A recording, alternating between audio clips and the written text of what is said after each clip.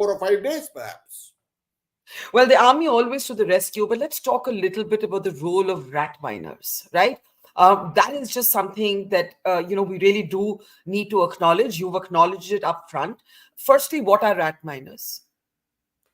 Well, you see, not a community of people. There are people who know how to work in enclosed spaces.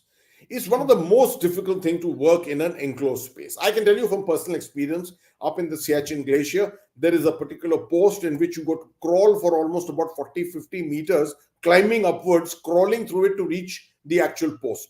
It is a mind-boggling experience. I went through it and I came out traumatized at the other end. I can say as the commanding officer of the unit. So I can well understand what a man goes through if he has to go this 60 meters or he is working. He's not just crawling, he's working in that enclosed space. That is a speciality of these people, that they can work and they can work continuously over a period of time. They have the stamina to last out. They can breathe there comfortably. That is the great thing about them. And I cannot admit as to who thought about this. Surely someone there has thought about it. I'm not aware of it. But these miners came in from Jhansi, I'm told. There are some of them in Delhi who have been doing some great work in Delhi too.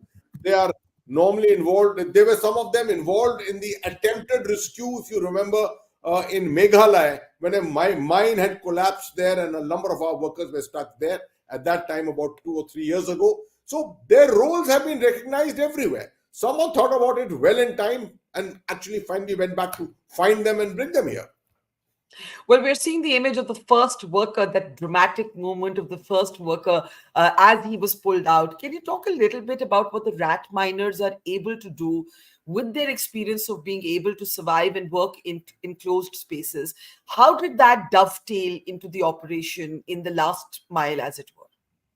You see, we had gone 47 meters. My estimate was that we had another 12 or 15 meters to go, but it fortunately turned out to be only 10 to 12 meters, which was required. That 10 to 12 meters without expert digging available and without, we would have had to have much more manpower available for that. There would have been a repetitive change of teams going inside. But with these boys, these workers, the rat miners, who can work for long hours in this environment and come out and survive comfortably on it, this is where the effort came in. It's not as if it was only earthwork which was taking place. There were lots and lots of obstructions on the way, metallic objects, etc. I got a full feedback from lots of people who were working there from the NDRF, etc.